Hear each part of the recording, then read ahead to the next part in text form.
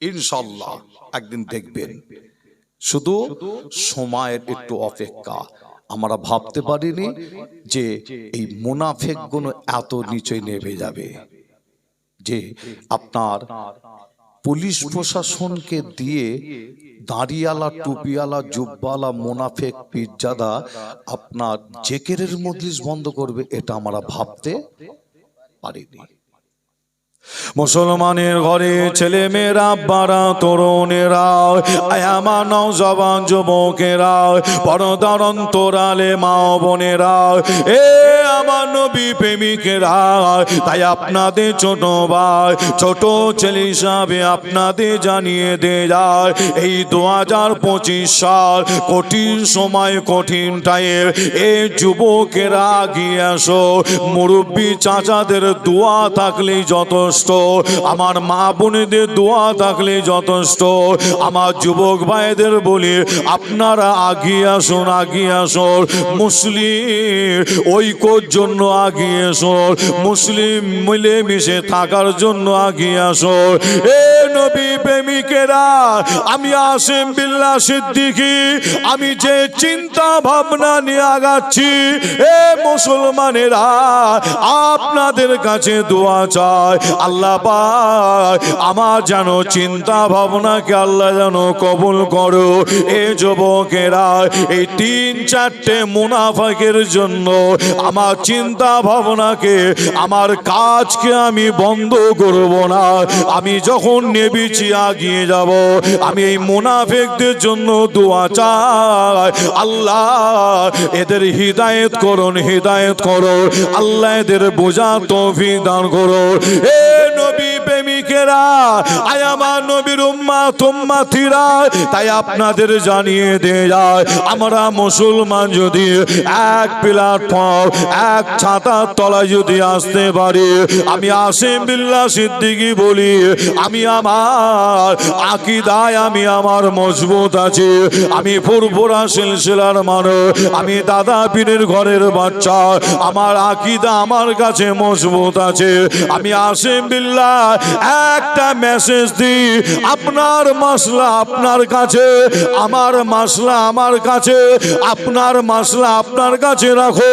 যখন ইসলামের ওপরে, দ্বীনের ওপরে, শরিয়াতের ওপরে, কোরআনের ওপরে, আল্লাহর ঘর, মসজিদ, মাদ্রাসা, খানকা, কর্মস্থান যখন দখল করার প্ল্যান চক্রান্ত হবে, আমরা মুসলমান এক প্ল্যাটফর্মের নিচে এসে যদি দাঁড়াতে পারি, ইনশাল্লাহ আমার মনের বিশ্বাস, মসজিদ দখল করা তো দূরের কথা, মসজিদে একটা ইট পর্যন্ত খুলতে পারবে না। আরো জোরে বলুন সুবহানাল্লাহ, আরো একটু জোরে বলুন সুবহানাল্লাহ। এ নবী প্রেমিকেরা, তাই আপনাদের জানিয়ে দিয়ে যায়, সাহাবা হুজুর গণেরা হকের ওপরে, ন্যায়ের ওপরে, সত্যের ওপরে দাঁড়িয়েছিল।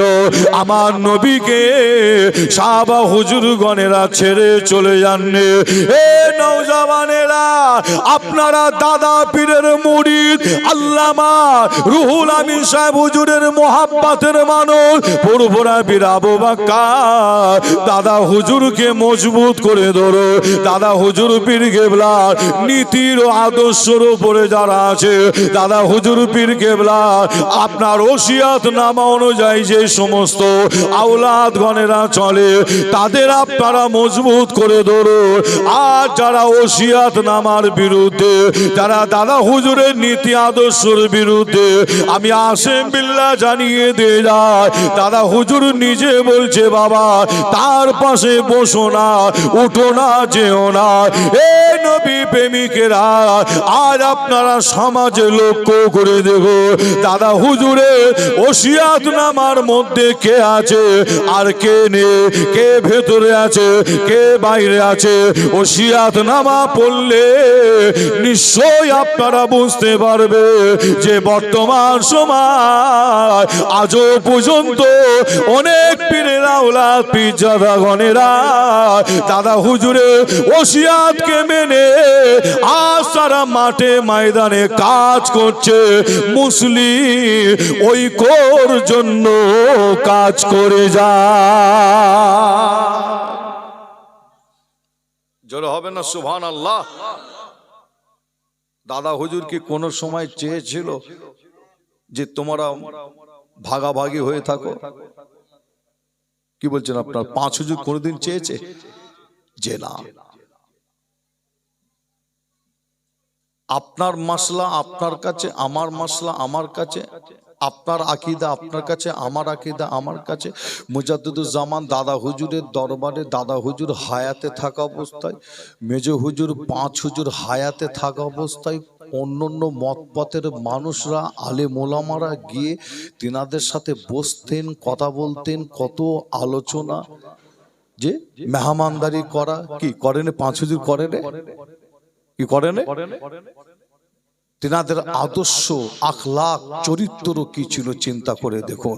যে মেজ হুজুর পীর কেবলার কাছে অন্যান্য মতপথের মানুষ আসতো, বড় বড় আলেম আসতো, যে ছোট হুজুরের কাছে আসতো, যে আপনাদের জানাই পাঁচ হুজুরের কাছে আসতেন, যে আপনার তিনাদের আখলাক চরিত্র এমন ছিল, তিনারা মেহমানদারি করতেন, মেহমানদের মেহমানদারি করতেন। সে অন্য মতপথের মানুষ হতে পারে, কিন্তু যতটা সম্মান দেওয়ার সম্মান দিতেন, অসম্মান করতেন না। একটা প্রমাণ দেখাতে পারবেন না? আজ ফুরফুরা দরবার শরীফের কলঙ্ক কয়েকজন পীর সাহেব পীরজাদা, তারা ফুরফুরার কলঙ্ক, তারা ফুরফুরার মেহমান গেলে মেহমানদারি কিভাবে করতে হয় তারা জানে না। ফুরফুরার কলঙ্ক। একটা প্রমাণ দেখান তো।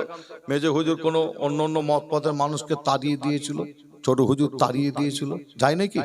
প্রত্যেকে কম বেশি গেছে। যে আপনাদের ছোট ভাই ছেলে হিসাবে জানাই, দাদা পীরের সিলসিলাটাকে এরাই কিন্তু ক্ষতি করে দিচ্ছে, এরাই শেষ করে দিচ্ছে। আর দাদা হুজুর পীর কেবলা সিলসিলার আমি মনে করি বর্তমান সময় যে অনেক আপনার আলেম ওলামা আছে, তিনারাও কাজ করছে। আমি অস্বীকার করছি নিজে, তারা কাজ করেনি, করছে, কম বেশি করছে, কিন্তু এটা তো পাশাপাশি বলতে হয়। যদি যে দাদা পীরের সিলসিলার যদি এক নাম্বার যদি কাজ করে যায়, যে ফুরফুরা দরবার শরীফের অনেক শাখা আছে, ওয়েস্ট বেঙ্গলের মধ্যে অনেক শাখা আছে, পাশাপাশি এটা বলতে হয় যে নাম্বার ওয়ান শাখা হলো, সেটা হলো জামিয়া দরবার শরীফ। একবার জোরে বলো। জোরে হবে না? জামিয়ায় চলে যান, সেখানে যেমন জাহিরি শিক্ষা, পাশাপাশি বাতেনি শিক্ষা, ইলমে মারিফাতের শিক্ষা, তাসাউফের শিক্ষা, আধ্যাত্মিক শিক্ষা সব কি দেয়া হয় না? যে চলে যান জামিয়া দরবার শরীফে যাবে, আপনি পাবেন ফুরফুরা দরবার শরীফের অনেক শাখা, যেমন বসিরহাট একটা শাখা আছে দাদাই, যে আরো অনেক শাখা আছে। আমি আসিম বিল্লাহ মনে করি বর্তমান সময় জামিয়া দরবার থেকে যেভাবে আপনার জাহিরি বাতিনি ইলমে মারিফাত তাসাউফের আধ্যাত্মিক আপনার কোরআন হাদিসের যে শিক্ষা যেভাবে দেয়া হচ্ছে, মনে করি যে যত শাখা আছে নাম্বার ওয়ান শাখা হলো জামিয়া দরবার শরীফ। আরেকবার জোরে বলো, আর একটু জোরে হবে না? যে আর আমি আসিম বিল্লাহ এটাও মনে করি বর্তমান দাদা হুজুর পীর কেবলা সিলসিলা যত ওলামা হযরত গণেরা আছে সকলেই কম বেশি কাজ করছে, আমি কাউকে খারাপ বলছি না। নাম্বার ওয়ান যদি দাদা পীরের সিলসিলার কাজ যদি করতে হয়, সেটা অন্য কেউ নয়, অল ইন্ডিয়া সুন্নাতুল জামাতের ওলামা হযরত গণেরা। আর এটা ফুরফুরা দরবার শরীফের পীরজাদা আসিম বিল্লাহ সিদ্দিকী আমি শুধু নাই, সারা পশ্চিম বাংলার কম বেশি ওলামা হযরত গণেরা বলে, সারা পশ্চিম বাংলার কম বেশি সাধারণ মানুষ তারা বলে।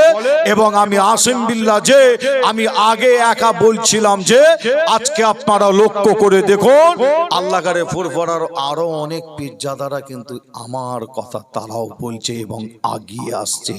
কি জোরে বলবেন না? আরো জোরে হবে না?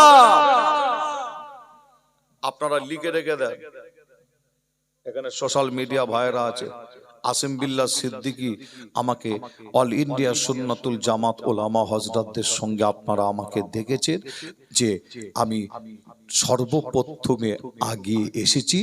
আমার চিন্তা ভাবনা একটাই, ইসলামকে মজবুত করার জন্য, ইসলামকে মজবুত করার জন্য, দিন